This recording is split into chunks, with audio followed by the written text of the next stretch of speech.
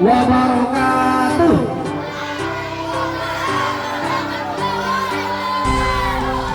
Empat Hijriah Yayasan Al-Fityan School Medan Al-Mahrijan Bimunasabah Risalah Hijriah Jadidah Sanata Alfin Arba'uniyatin Arba'u Arba'ina Hijriah Mujamma' Maryam Yahya Medan.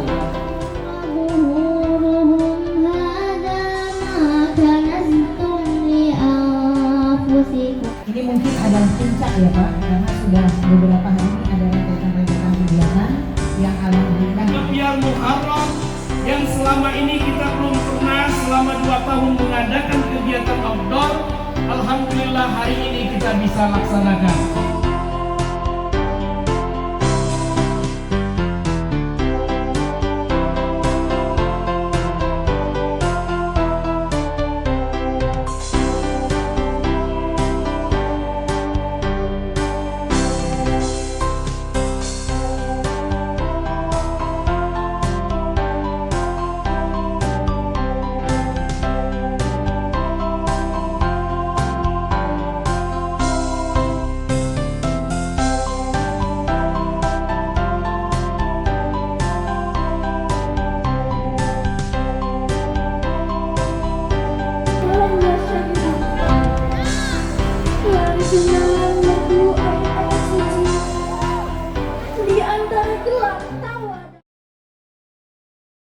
Bismillahirrahmanirrahim. Assalamualaikum warahmatullahi wabarakatuh.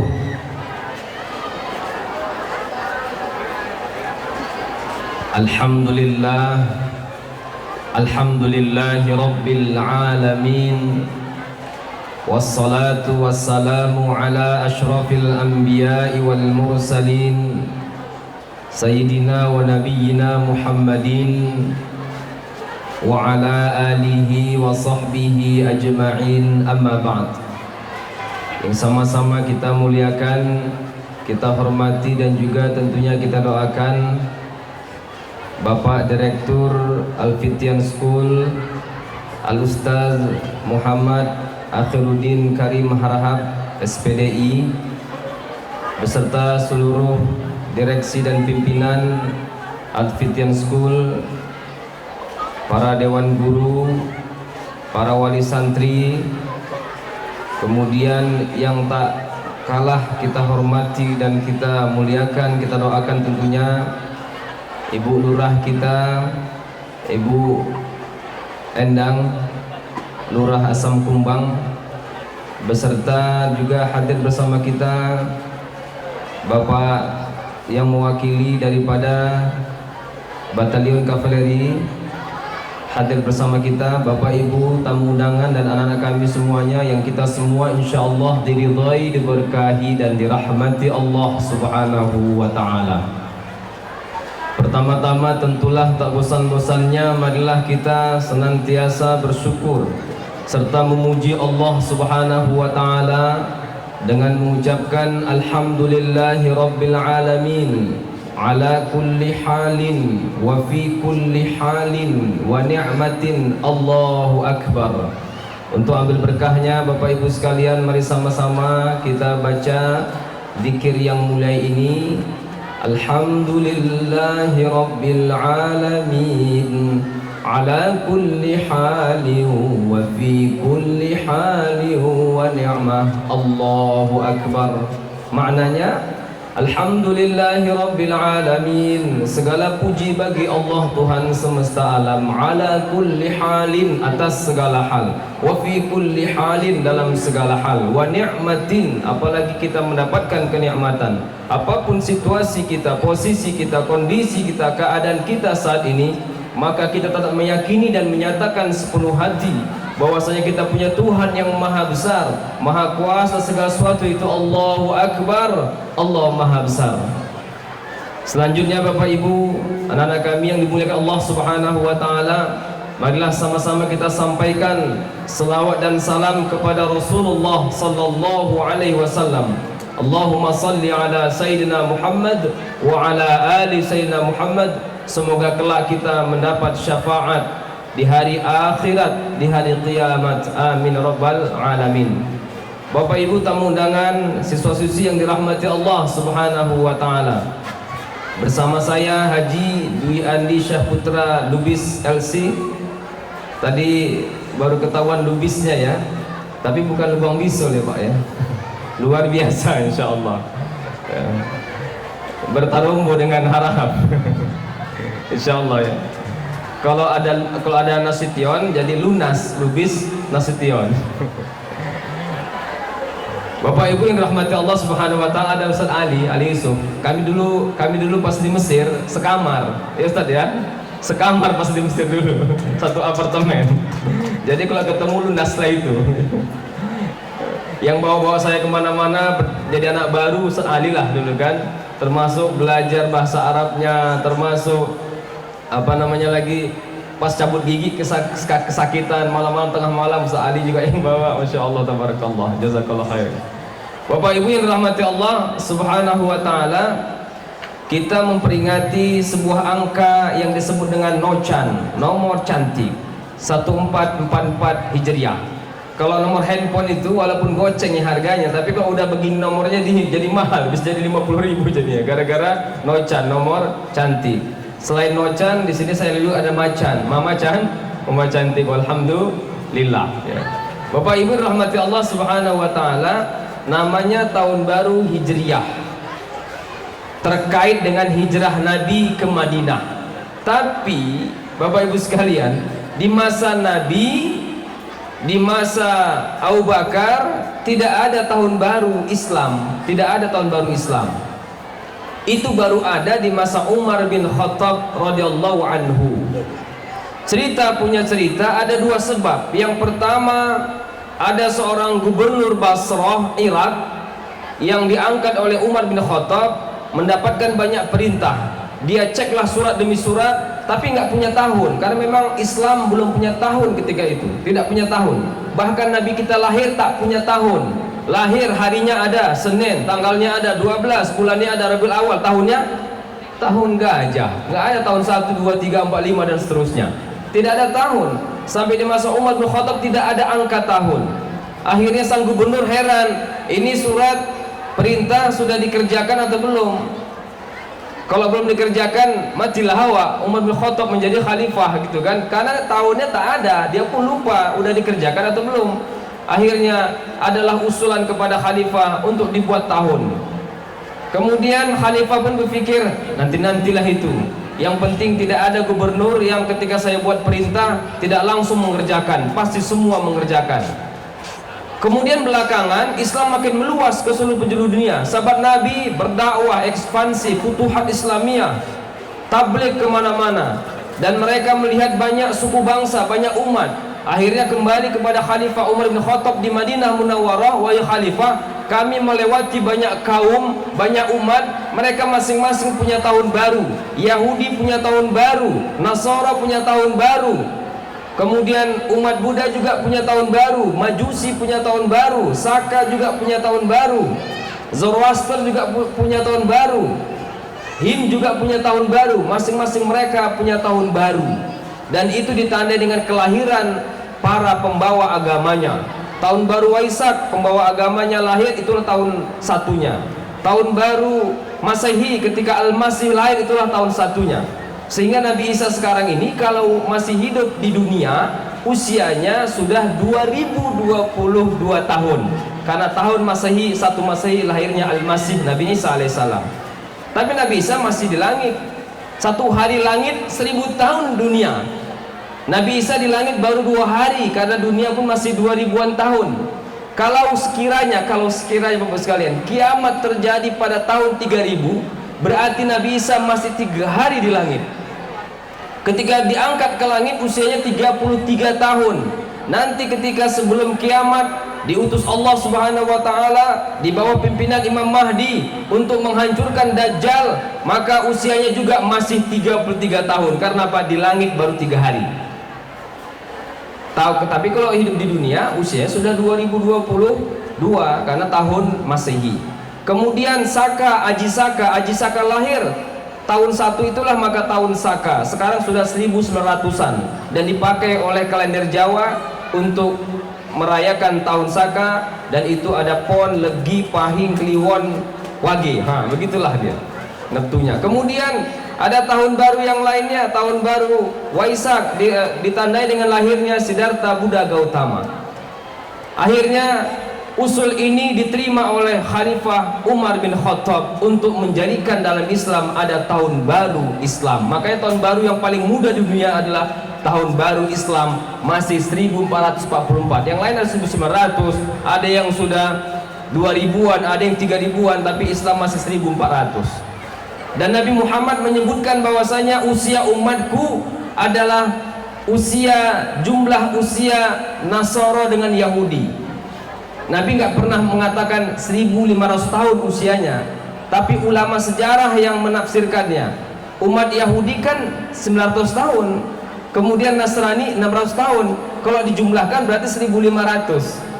Sebegitulah usia umat Islam. Berarti sekitar 56 tahun lagi kira-kira sudah tidak ada umat Islam, kalau dipercayai angka yang ditafsirkan oleh ulama. Nabi tidak pernah menyebutkan. Nabi hanya menyebutkan usia umatku adalah usia umat Nasara ditambah dengan usia umat Yahudi. 900 tambah 600 jumlahnya 1500 menurut tafsiran para ulama. Hadirin dirahmati Allah Subhanahu wa taala. Kemudian ketika itu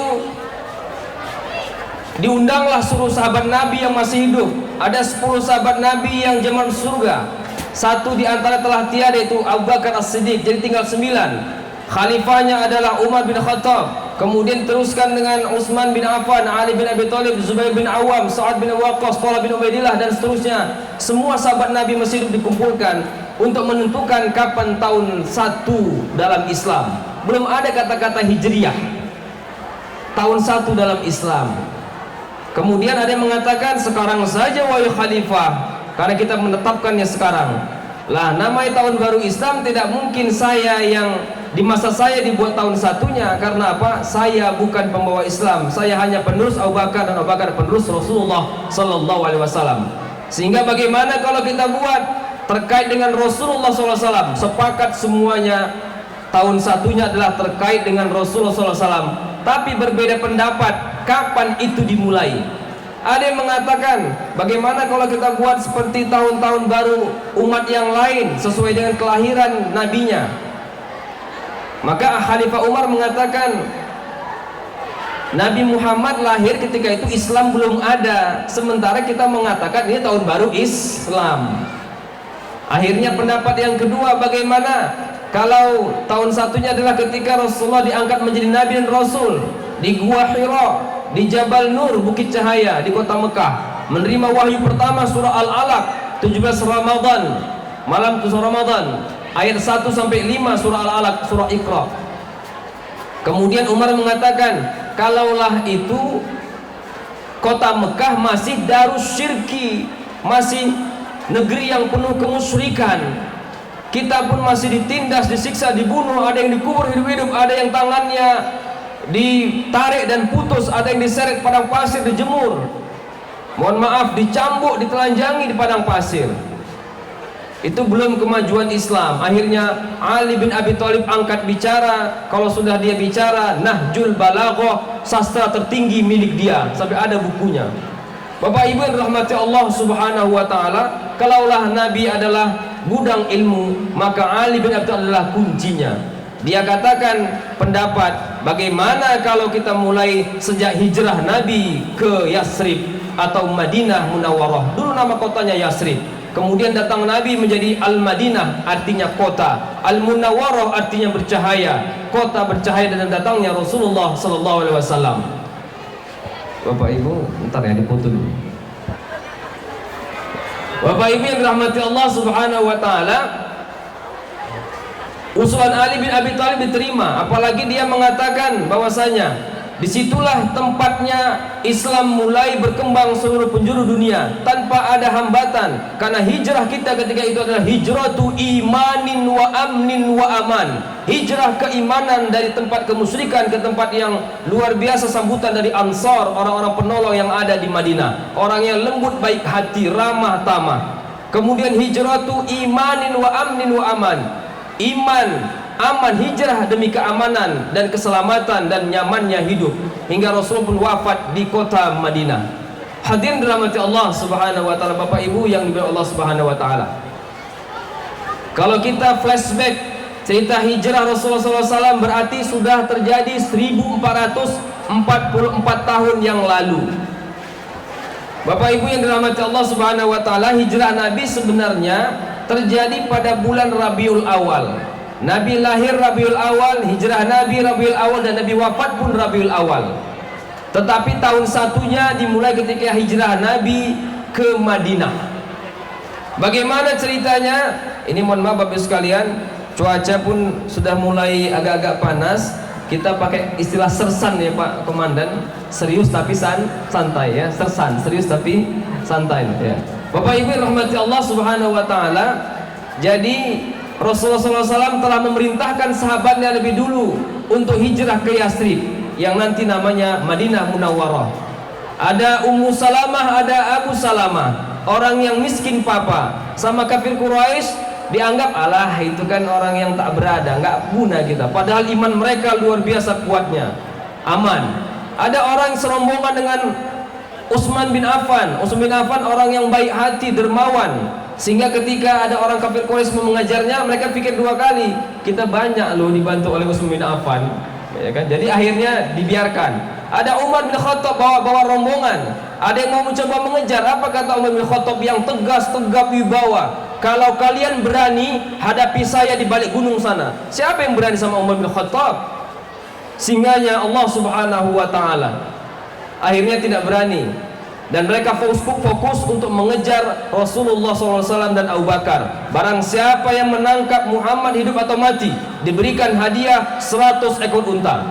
Kemarin saya tanya sama orang yang haji, 1 ekor unta yang bagus berapa harganya Ustaz? Jawabannya 50 juta. Berarti untuk menangkap Nabi Muhammad hadiahnya 5 miliar. Siapa yang tidak mau? Akhirnya mereka bermusyawarah, dipimpin Abu Lahab, Abu Sufyan, Abu Jahal. Abu Sufyan ketika belum masuk Islam, akhirnya nanti masuk Islam. Abu Jahal, Abu Lahab yang mati mengenaskan dalam perang Badar. Bapak Ibu rahmati Allah Subhanahu wa taala, berkumpullah 11 suku Quraisy. Suku Quraisy punya 12 suku, satu tidak hadir, yaitu Bani Hashim. Sukunya Nabi Muhammad SAW, Muhammad bin Abdullah bin Abdul Muttalib bin Hashim. Nabi sukunya Bani Hashim. Bapak Ibu rahmati Allah Subhanahu wa taala, tidak hadir karena apa? Gak mungkin bersepakat untuk membunuh suku kami, walaupun kami benci dengan ajarannya, tapi bertarung Ustaz, ya kan? Bertarung. Jadi kami ngalah, dipahamilah oleh 11 suku lainnya, okelah kalian gak usah datang. Ternyata ada orang ke-12 dalam rapat itu. Abu Lahab, Abu Jahal, Abu Sufyan heran, tanya, siapa kamu? Jangan tanya saya, tapi dengarkan apa yang saya katakan. Kalian 11 ini payah untuk membunuh Muhammad, maka 11-11lah kejar beliau. Nah, akhirnya ke-11 orang hebat di masing-masing suku mengejar Nabi Muhammad SAW. Di satu sisi Rasulullah SAW cerdas, karena memang yang namanya Nabi itu harus betul-betul jadi hamba Allah, staf Allah, STAF, stafnya Allah, Siddiq, Tabligh, Amanah, Fatonah. F-nya itu Fatonah, cerdas. Rasulullah malam itu ditemani oleh Ali bin Abi Thalib, sepupunya, kemudian dia anak angkatnya, dan akhirnya menjadi menantunya yang menikah dengan Fatimah Az-Zahra. Dialah yang rela berkorban untuk tidur di tempat tidur Rasulullah SAW yang malam itu dikepung.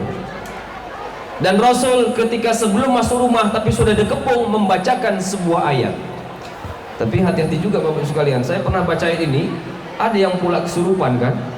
Padahal niatnya bukan niat ruqyah, tapi saya bacakan, ada pula yang kejang-kejang kan. Hati-hatilah saya bacakan ini, ketahuan nanti siapa yang perlu diruqyah. A'udzu billahi minasy syaithanir rajim. Bismillahirrahmanirrahim. وجعلنا من بين أيديهم سدا ومن خلفهم سدا فأغشيناهم فهم لا يبصرون صدق الله العظيم. Ini sering didengar ayat ini, Bu. Ini surah apa, Bu? Nah, surah Yasin. Ayat berapa, Bu? Yang penting Yasin dah. Yang penting Yasin. Kami jadikan di depan mereka dinding penghalang, di belakang mereka dinding penghalang. Kami jadikan mereka pingsan tertidur sehingga mereka tidak melihat Muhammad keluar. Ketika sampai keluar rumah, mereka semua pingsan yang 11 tadi. Rasul ambil tanah, ambil pasir, taruh kepala masing-masing. Ternyata sebentar lagi mereka bau tanah. Tidak ada di antara 11 ini yang menyatakan Islam. Padahal banyak kafir Quraisy tokohnya nanti masuk Islam, termasuk Abu Sufyan. Tapi 11 ini memang sudah menjadi orang yang terkutuk oleh Allah Subhanahu wa taala. Mereka lah yang pemimpin untuk melempari Nabi Muhammad sahabat dengan kotoran, dengan pasir, dengan tanah, menyiksa luar biasa yang 11 ini. Ternyata ini Allah balas dengan perintah kepada Rasulullah, taruh tanah di kepala-kepala mereka.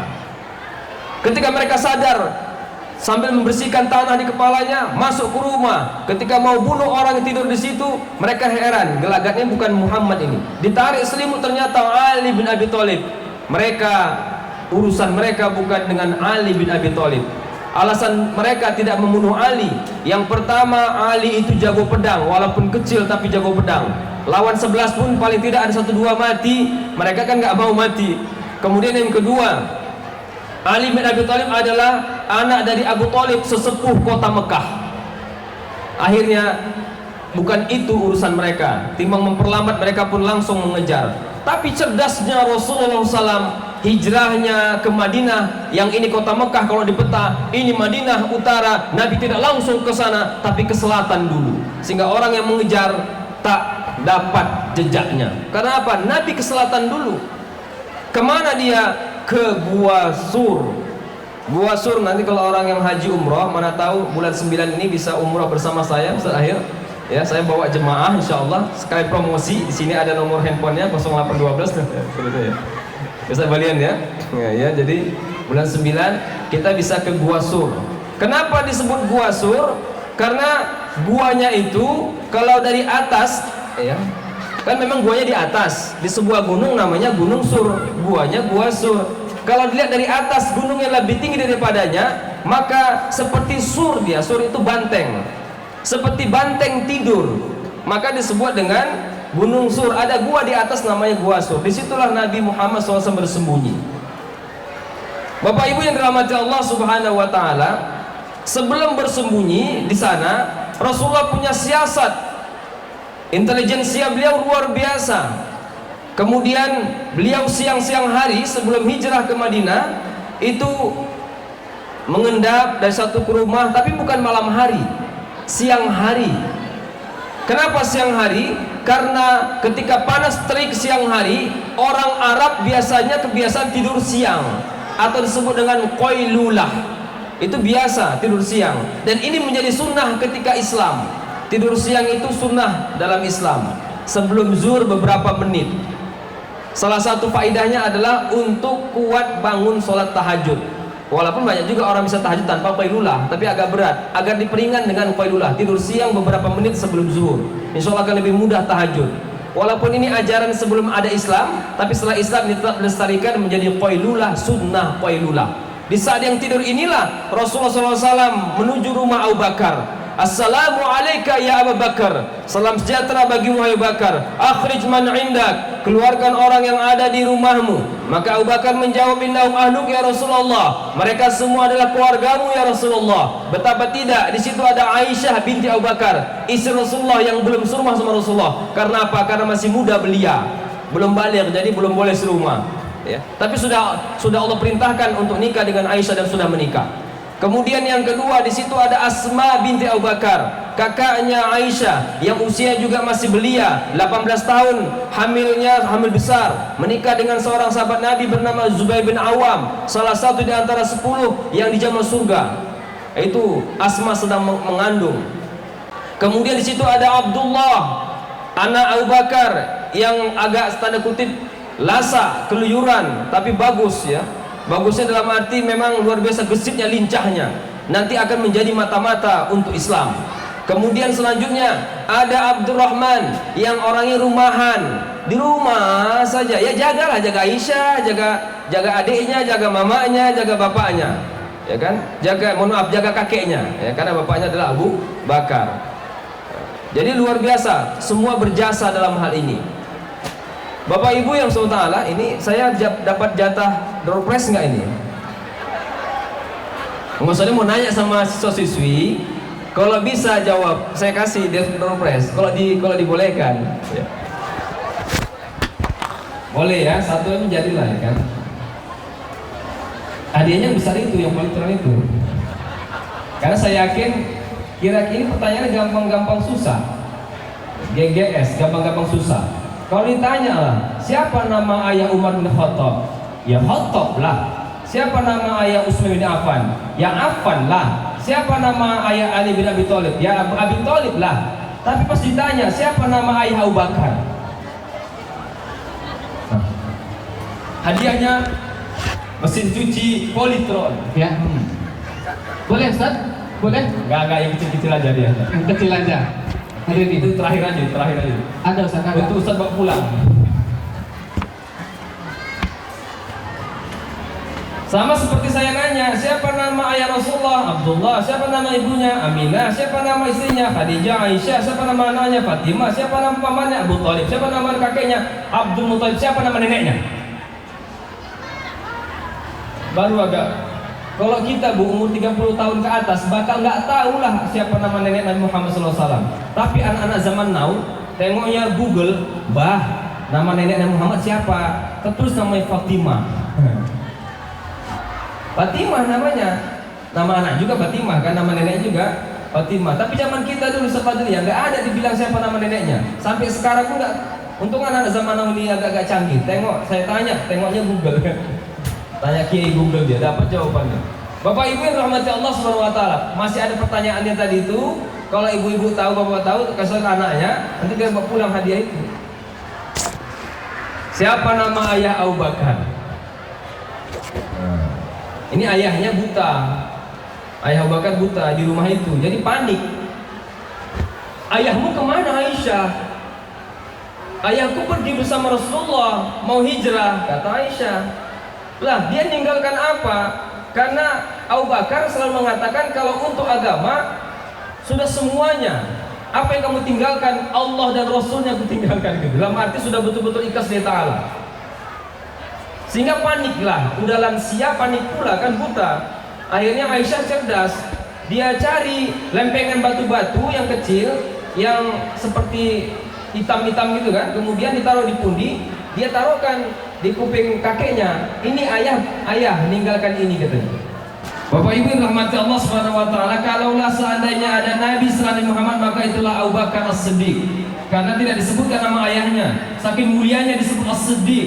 Siddiq adalah sifat nabi dan rasul yang 325 nabi rasul itu. 300 rasul, 124.000 nabi yang dipilih ada 25 dalam Al-Qur'an. Itulah semuanya yang bersifat siddiq, tabligh, amanah, fatonah.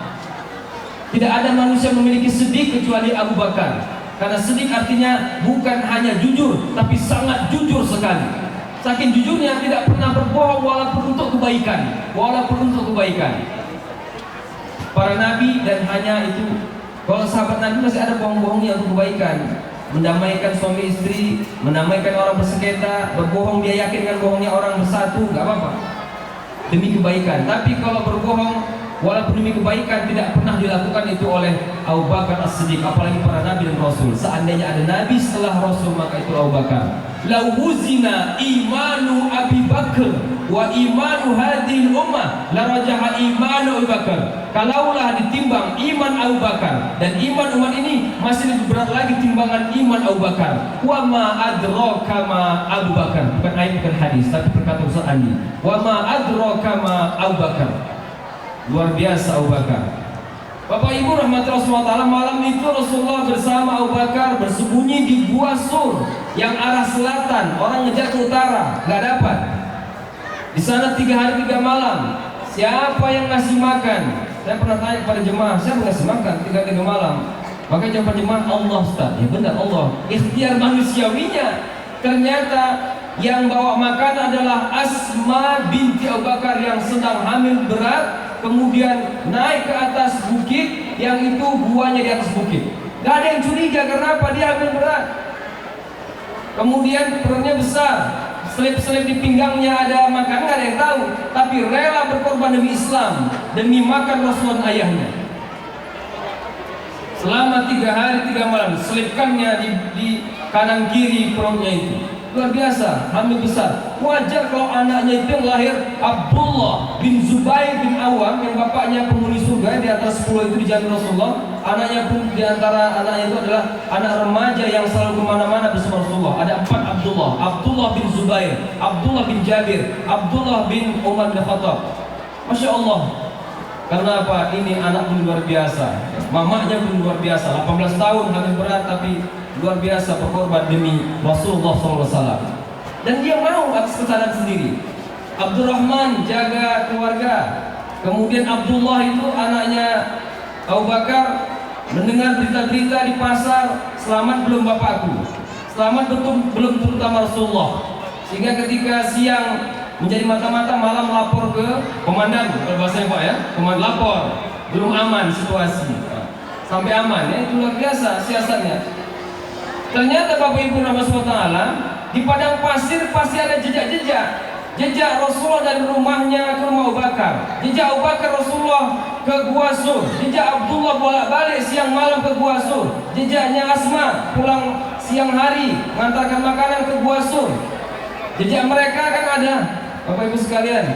Akhirnya sungguh cerdas Rasulullah meminta untuk Abu Bakar memerintahkan kepada pengembala dombanya untuk mengembala di sekitar jejak-jejak itu, sehingga tak terdeteksi. Luar biasa, Masya Allah.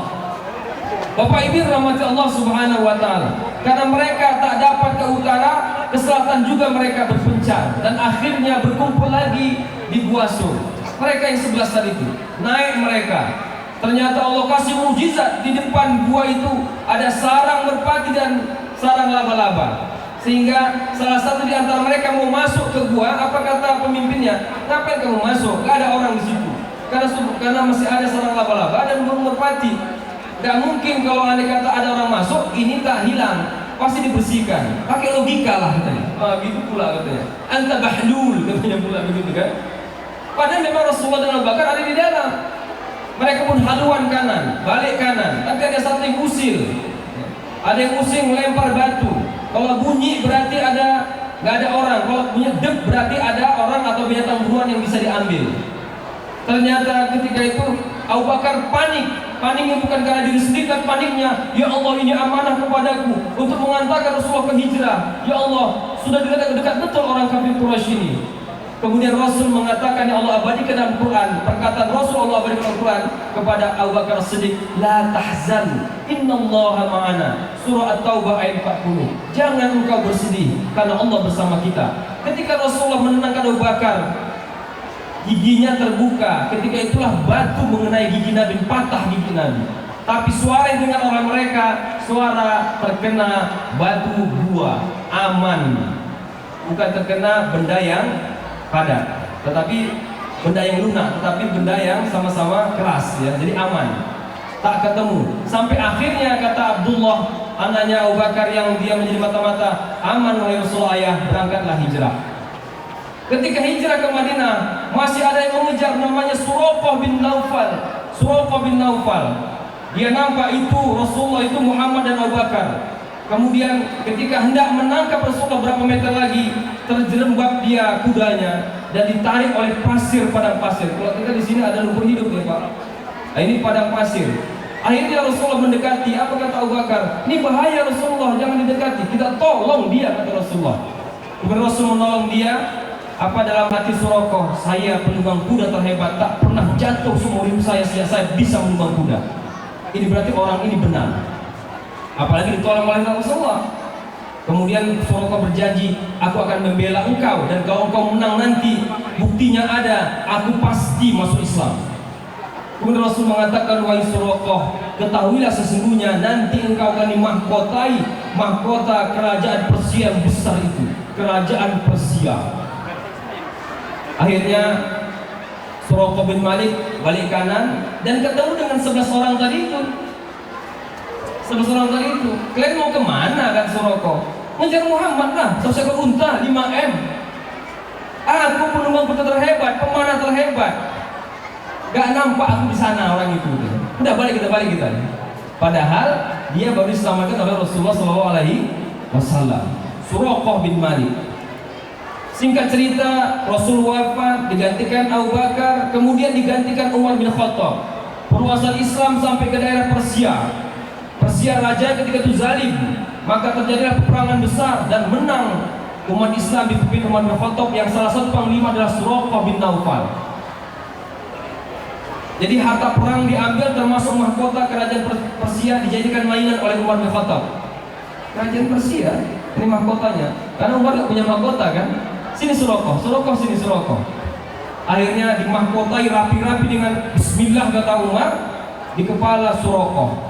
Umar ketika itu tak tahu kejadian, nggak tahu di kejadian bahwa Rasul pernah bilang bahwa Suraqah akan dimahkotai dengan mahkota kerajaan Persia, dan Suraqah pun sudah lupa cerita itu. Ketika dia dimahkotai, bergetar hebat dia, bergetar hebat dia.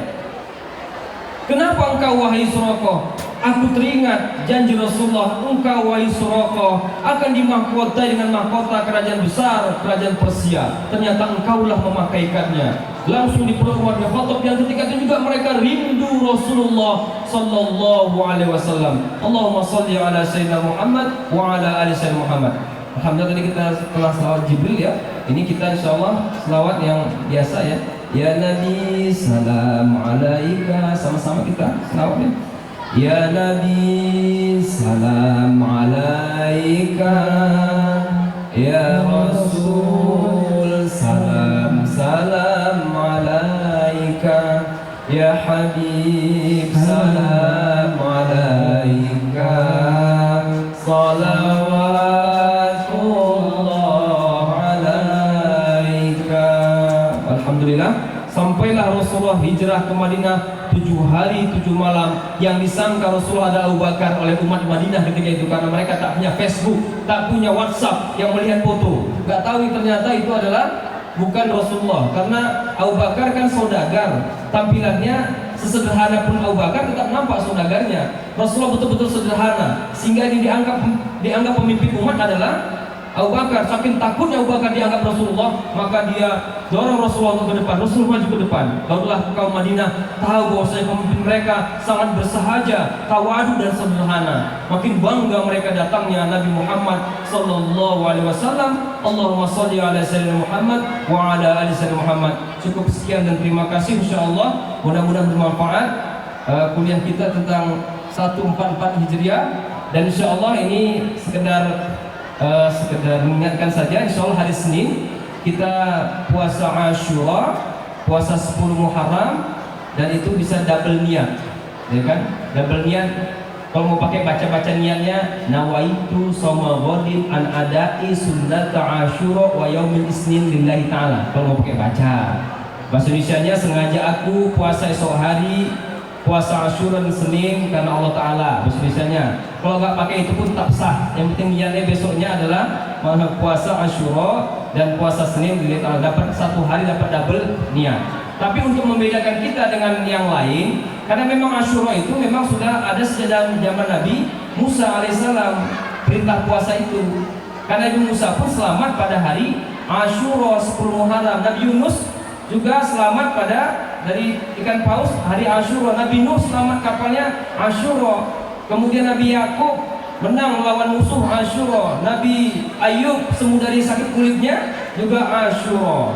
Ya, Bapak Ibu yang dirahmati Allah Subhanahu Wa Taala, sehingga memang sudah mereka puasakan. Untuk membedakan mereka dengan kita, maka kita kata Nabi puasa juga sehari sebelumnya. Kalau saya ada umur, insya Allah kita puasa ya, kata Nabi, puasa Tasu'a 9 Muharram yang bertepatan hari Ahad. Ternyata Rasul ketika itu, kalau tahun ini hari Ahad ya, Ternyata Rasul ketika itu sebelum melaksanakan tasyuah sudah wafat duluan. Tapi karena ini sudah menjadi perkataan Rasul, menjadi sunnah untuk membedakan kita dengan umat yang lainnya. Tapi kalau misalnya Ustaz, hari Ahad banyak acara keluarga arisan, ya sudahlah. Pino, kata orang kita Pak ya, Ustaz ya. Paling tidak hari Asyura Senin pun jadilah kita puasakan, karena ini adalah puasa terbaik setelah Ramadan dan juga dapat menghapus dosa setahun yang lalu. Selain puasa juga, kita juga dianjurkan sepanjang Muharram ini untuk bersedekah, karena Rasul menyunahkan sunnah kepada kita untuk sedekah, memperbanyak infak dan nafkah kepada terutama keluarga terdekat, anak istri, kemudian juga kepada para tetangga, kepada orang miskin, terutama anak yatim dan piatu.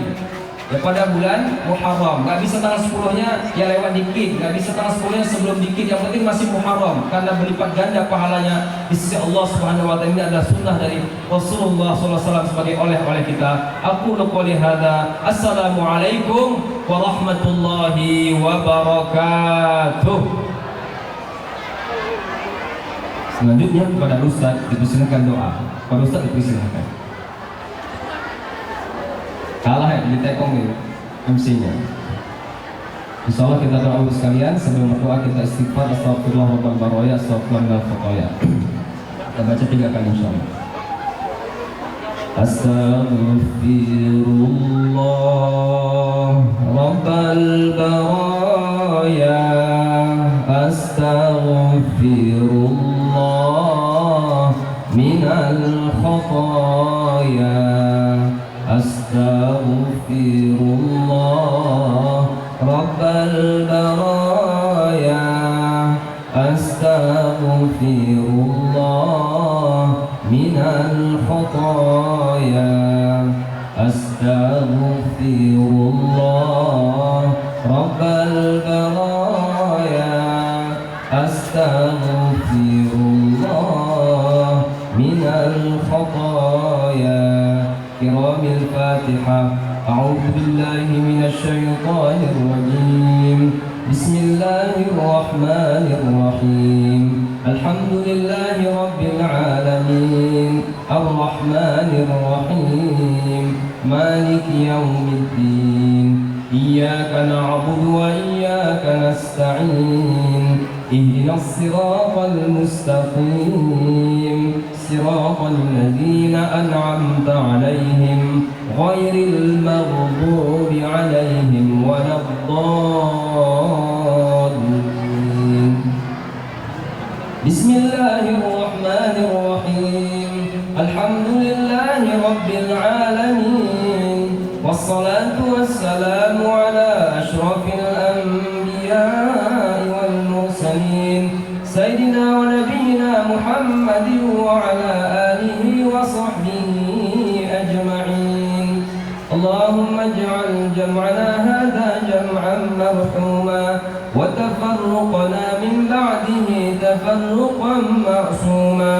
Ya Allah, ya Tuhan kami, jadikanlah pertemuan kami ini pertemuan yang dirahmati, pertemuan yang dikasihi.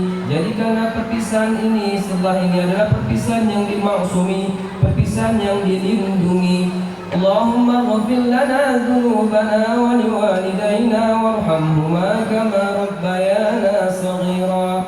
Ya Allah, ya Tuhan kami, ampunlah dosa-dosa kami, kedua orang tua kami, ayah dan ibu kami. Rahmatilah mereka berdua, ampunilah mereka berdua, ayah dan ibu kami. Kasihlah ayah dan ibu kami. Allahumma ya Allah, kasih dan ampuni pula para guru dan pendidik kami, para pemimpin dan pimpinan kami, birahmatika ya arhamar rahimin. Allahumma rabbana atina fid dunya hasanah wa fil akhirati hasanatan wa qina adzaban nar. Ya Allah, ya ya Tuhan kami, berilah kami kebaikan di dunia ini, kebaikan di akhirat nanti. Selamatkan kami daripada siksa api neraka.